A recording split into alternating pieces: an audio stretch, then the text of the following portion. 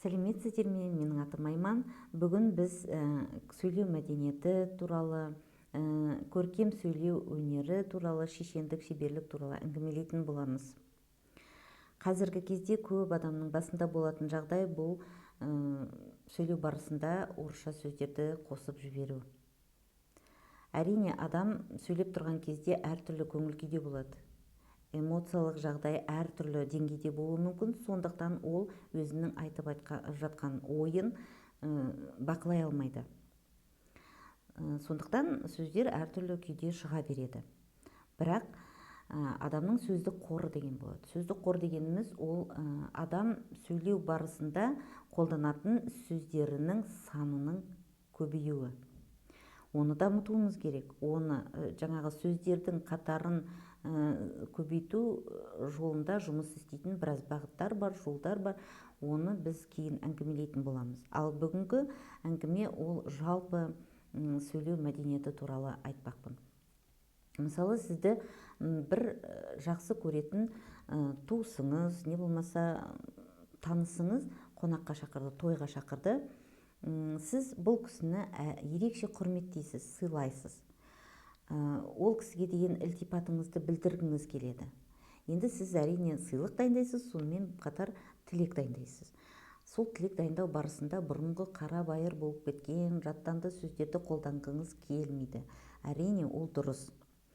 Ол үшін сіз тойға дайындалғанда жаңағы өзіңіздің сын есімдік қорыңызды қарайсыз.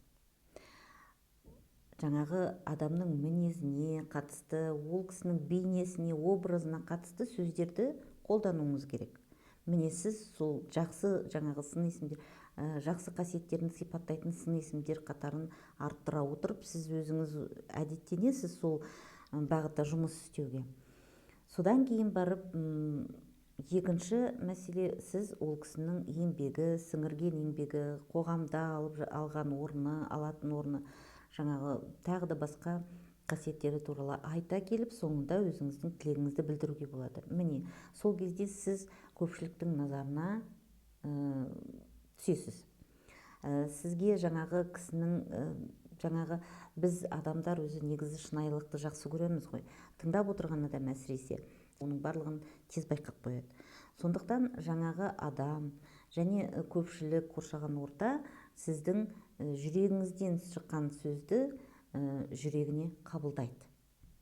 Сонымен сіз ол кісіні риза қыласыз жылы лебізіңізбен. Ол кісі түсінеді сіздің ерекше бір ілтипат көрсетіп тұрғаныңызды. Енді бұл осыған келу керек қой. Біз бұл жағдайға жету үшін әрине көп әңгімелесуіміз керек, көп сөйлесуіміз керек, көп сөйлеуіміз керек. Әрине сіздің жаныңызда адамдар бар ғой, не болмаса әріптесіңіз болсын, туысыңыз болсын, үйдегі адамдар болсын, әйтеуір бір әңгіме айтатын адам болады. Сіз жаңағы адамыңызға, тыңдайтын адамыңызға бір әңгіме айтып беріңіз. Қысқа әңгіме айтуды әдеттеніңіз.